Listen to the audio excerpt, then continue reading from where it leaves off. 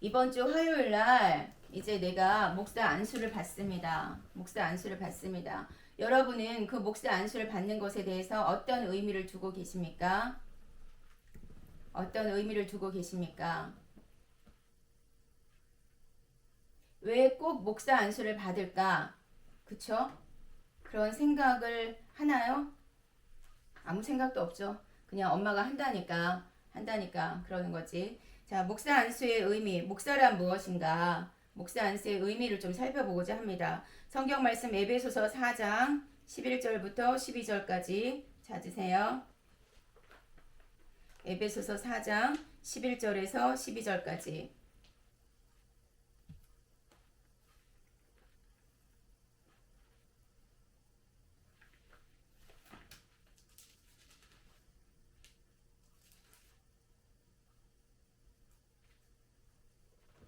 찾으셨나요? 같이 에베소서를 어디서 찾습니까?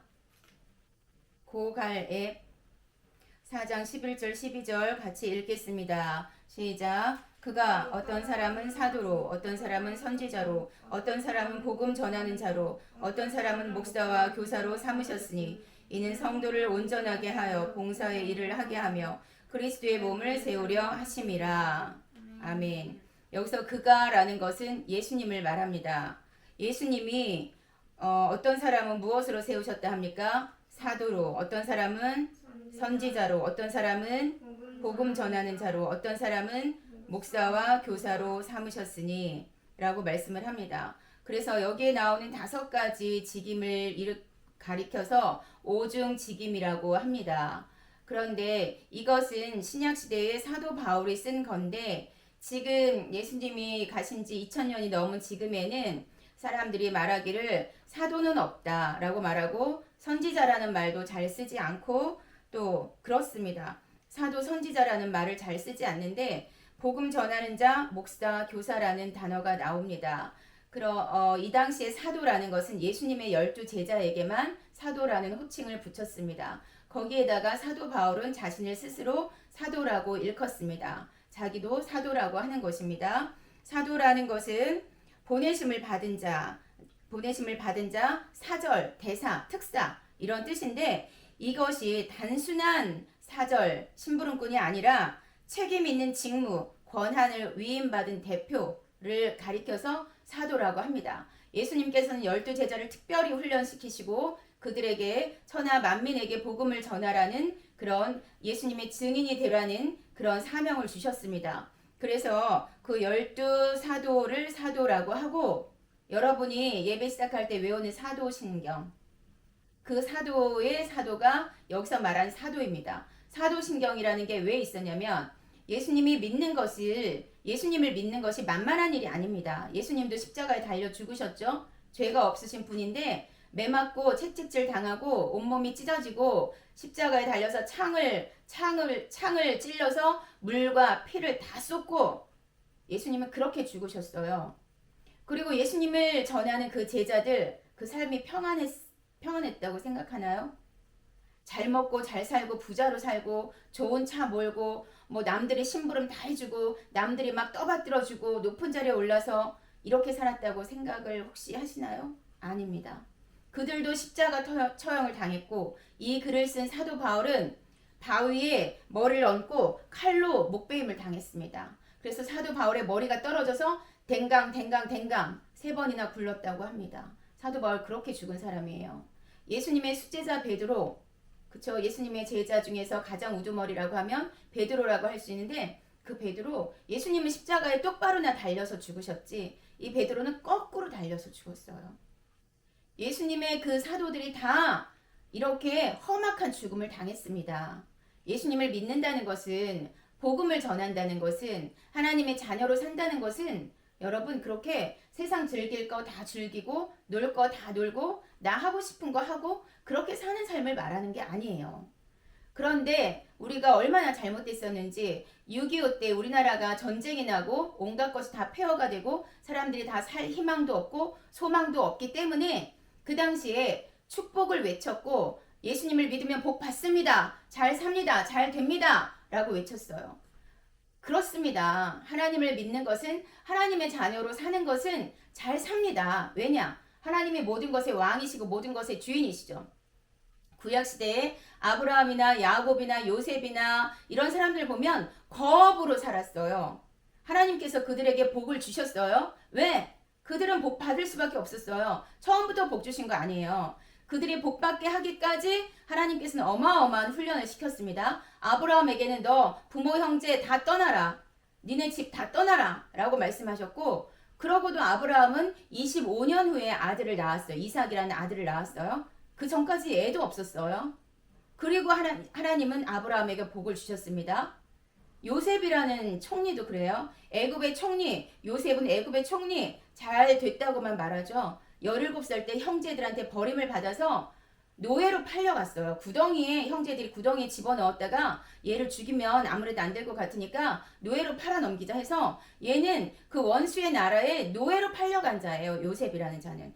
둘 중에 하나가 노예로 팔아먹었어. 다른 집에 팔아먹은 거야.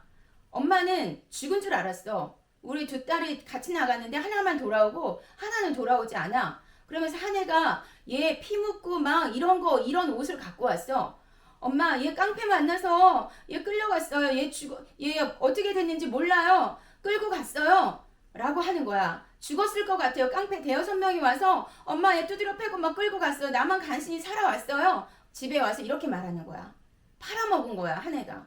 둘 중에 하나가 팔아먹은 거야. 그럼 엄마는 얘를 찾다가 경찰에도 신고하고 여러 가지 신고를 하고 찾겠죠. 여러 가지 방법을 하겠죠. 그렇지만 결국 못 찾아. 몇 년을 헤맸는데도 못 찾아. 그러면 엄마는 뭐라 그러겠어? 얘가 죽었구나. 죽었는 줄 아는 거지. 형제 하나가 얘를 그렇게 팔아먹은 거야. 요셉은 그렇게 형제한테 버림을 받고 팔아넘긴 자예요. 그리고 남의 나라에 가서 종살이하고 그 집에 뭐 이 걸레질 청소 밥 이 뭐 목욕시키는 거 온갖 뭐 똥오줌 치우는 거 요셉이 그거 다 했다고요. 그러고도 또 모함을 당해서 감옥에까지 갇혔어요. 그런 자예요. 그런 자인데 감옥에서 나를 도와주실 분은 하나님밖에 없구나. 내가 의지할 분은 하나님밖에 없구나. 내가 엄마 아빠한테 조금 칭찬받는다고 해서 내가 좋은 옷을 입고 내가 예쁜 옷을 입고 좋은 것을 먹는다고 해서 그게 나를 살려주는 게 아니었구나. 내가 찾을 분은 하나님밖에 없는 거였구나. 라는 것을 깨닫고 기도하고 하나님께 매달렸기 때문에 요셉은 회복되었고 하나님께서 이 아이에게 지혜를 주셨고 총명을 주셨고 왜냐? 맨날 하나님 찾고 기도하니까. 맨날 부르짖고 기도하니까. 그래서 꿈 해몽을 하고 애굽의 총리가 될 수 있었던 거예요. 한순간에. 그렇습니다, 여러분. 하나님을 믿는다는 것은 여러분들이 남들과 똑같이 살고 똑같이 즐기고 그래서는 결코 하나님이 복을 주실 수가 없어요.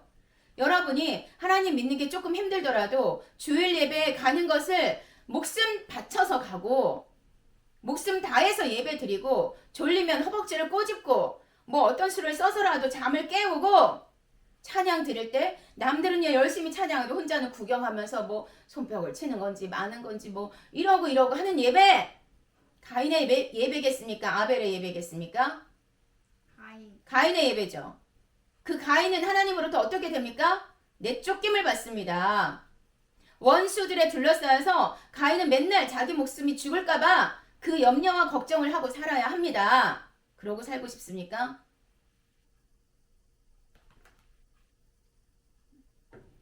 아벨의 예배를 드리고 그렇게 아브라함처럼 요셉처럼 야곱은 또 어땠어요? 야곱은 그 쌍둥이였죠. 근데 형의 장자권을 가로채고 또 형처럼 꾸며서 아버지의 축복 기도를 다 받았어요. 형이 얘를 죽이려고 했죠. 얘는 쫓겨나가서 도망가서 삼촌 집에 가서 20년이나 종살이를 했어요. 그 집에 온갖 굳은 일은 야곱이 다 했어요. 그래도 하나님은 이 야곱을 버리지 않으시고 야곱이 하나님을 찾을 때마다 내가 너에게 반드시 복주리라 말씀하시고 이 야곱을 회복시켜서 그 12아들을 통해서 12지파 이스라엘이라는 나라가 나오게 만드셨고 그 후손으로 예수님을 오게 만드신 겁니다. 정신 차리세요. 예배 드리면서 딴 생각하지 마세요. 남자친구랑 데이트할 생각으로 들떠있지 마세요. 정신 차리고 하나님께 집중하시기 바랍니다. 그런 사람에게 하나님은 복을 주시는 것입니다. 여러분이 나는 아무것도 안 하고 가만히 있으면 하나님은 나에게 복 주실 거야. 하나님이 지켜주기를 바라지 마세요. 그러는 사람 하나님이 안 지켜주세요. 구렁텅이로 빠뜨리세요. 왜? 요셉처럼, 야곱처럼, 아브라함처럼 이렇게 떠들다가 하나님만 찾게 하기 위해서. 다윗 왕은 또 어땠는지 아세요? 다윗이 왕이 됐죠. 다윗은 그 아버지의 막내 아들로 그 선지자가 자기 집에 찾아와서 온갖 좋은 음식을 다 먹고 잔치를 할 때 다윗은 버림받아서 혼자 양치기 하고 있었어요. 버림받은 존재였어요. 그런데 그 다윗은 그런데도 그렇게 버림받아 있었고 밤에 이 추운 날도 혼자서 저 멀리서 집 떠나서 양을 지키고 있어야 됐으니까 하나님께 기도하고 하나님을 찾고 하나님을 찬양하고 악기를 연주하고 혼자 너무 외로우니까 혼자 악기를 연주하고 그래서 보면 다윗은 악기를 아주 연주를 잘하는 사람이었고 다윗은 시도 잘 짓는 사람이에요. 시편의 절반 이상이 다윗이 지었거든요. 혼자 있으니까. 하나님만 찾은 거예요. 그러니까 하나님께서는 다윗에게 기름 부으셨고 왕으로 삼으셨어요. 그런데 네가 왕이 될 거다라고 기름 부음을 받았지만 바로 왕 된 거 아니에요. 그 이후에도 다윗은 사울 왕에게서 쫓기고 사울 왕에게서 죽음을 당할 뻔한 위기를 여러 번 겪고 이런 험난한 세월을 아주 많이 보냈어요. 하나님을 믿는 것은 그렇습니다. 하나님을 똑바로 믿고자 하는 자는 험난한 세월이 있어요. 나도 마찬가지죠. 나도 내가 깨닫고 하나님을 잘 믿어봐야겠다라고 마음 먹을 때부터 나도 고난이 시작됐고 남편과 싸움, 여러 가지 힘든 상황들 이런 것들을 겪었어요. 지금도 역시 아직도 광야에 있어요. 하지만 하나님께서 이제 내일 모레면 목사로 안수해 주실 것입니다. 사람들은 사도라는 호칭 없다. 선지자 없다. 선지자라는 것은 하나님의 음성을 듣고 하나님의 말씀을 받아서 대언하는 사람이 선지자고 이런 사람을 예언자라고 하는 거거든요.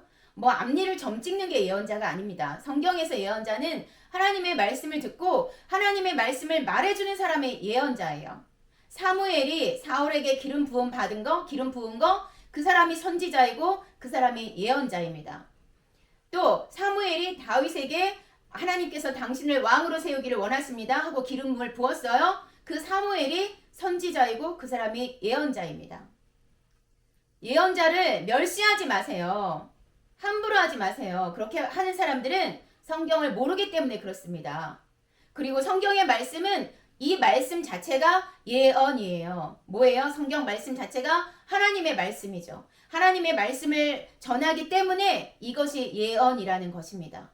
그래서 많은 목사님들이 그렇게 말해요. 성경 말씀이 이미 기록되어 있고 이것을 말하는 것이 예언이다 라고 말해요. 그렇다 하더라도 하나님께 더 기도하는 사람들은 하나님께서 부어주십니다. 왜 그것을 구하지 않습니까? 왜 하나님의 음성 듣기를 사모하지 않습니까? 성경은 다 하나님의 음성을 듣고 기록한 겁니다. 왜 하나님의 음성 듣기를 사모하지 않고 기도 열심히 하는 사람들을 왜 모함합니까? 왜 하나님의 말씀을 말해줘서 다른 사람들을 살리는 사람들을 왜 모함합니까? 살리지도 못하면서. 지금 20몇 년간 교회를 다녔어요. 그래도 아직도 딴 생각하고 아직도 세상 사람들과 어울리는 그것을 당연한 거로 여기고 하나님의 말씀을 힘주어 말하면 이것이 오히려 이상한 거라고 말하고 저건 너무 별나. 왜 저렇게 해야 돼? 친구한테 소개할 수가 없어. 데리고 올 수가 없어. 우리 엄마를 누구와 만나게 할 수가 없어. 이렇게 말하는 이 지경이 그것이 옳다고 생각하십니까? 아닙니다. 하나님을 믿는 사람들은 하나님께 목숨을 거는 사람들입니다. 예수님이 여러분 때문에 목숨을 거셨어요. 나 때문에 목숨을 거셨어요. 그 목숨이 하찮습니까? 네가 차에 치여 죽는데 어떤 사람이 너를 살렸어. 그 사람은 죽었어. 그 사람은 자기 목숨 걸고 너를 살린 거야. 그런데 너는 그 사람의 목숨을 하찮게 여기겠습니까? 그 사람이 나를 살려줬는데 하찮게 여기겠습니까? 이태원에서 많은 사람들이 압살을 당했어요. 그런데 어떤 사람이 자기가 깔려 죽을 걸 각오하고 다른 사람을 빼냈어요. 이 사람 때문에 살아났어요. 그 사람의 그 목숨값을 하찮게 여기겠습니까? 늘 생각나지 않겠습니까? 정신 좀 차리세요. 예수님은 그렇게 여러분을 살리셨습니다. 하나님은 그렇게 여러분을 살리셨습니다. 내 사랑하는 딸, 내 사랑하는 아들, 예수님은 하나님의 사랑하는 하나뿐인 아들이었어요. 그 아들을 이 땅에 사람으로 보내서 모든 사람을 위해서 목숨을 버렸어요. 내 사랑하는 딸을 다른 사람들 살리게 하려고 사지로 보낸 거예요. 진아가 내가 가라고 하면 가겠어요? 네가 가서 저 사람들을 살려야 한다. 그런데 너는 십자가에 처형당해서 죽어야 돼. 라고 할 때 나는 보낼 수 있을까? 진아는 갈까? 수아 네가 가서 많은 사람들을 살려야 돼. 근데 너는 죽어야 돼. 네가 이태원에 그 압사당해서 네가 죽어야 돼. 그 대신 다른 사람들이 살 수가 있어. 라고 할 때 나는 보낼 수 있을까? 수아는 갈 수 있을까?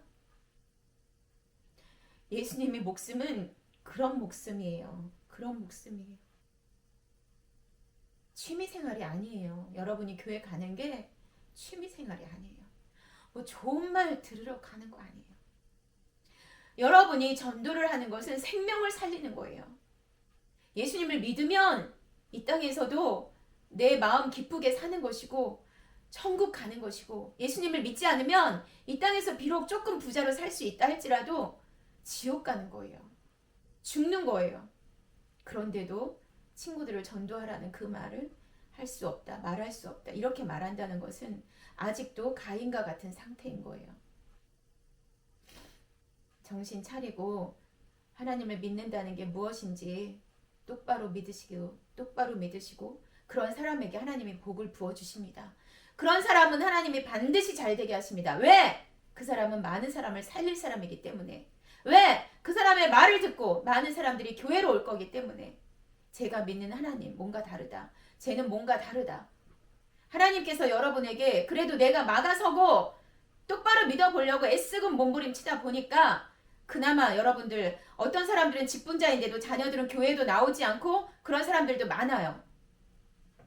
그래도 하나님께서 너희들을 세상 가운데 버려두지 않고 지금도 교회를 갈 수 있도록 허락하시고 인도하시고 도와주신 것을 감사합니다. 그러나 다른 사람들을 살릴 수 있는 믿음을 갖기를 원합니다.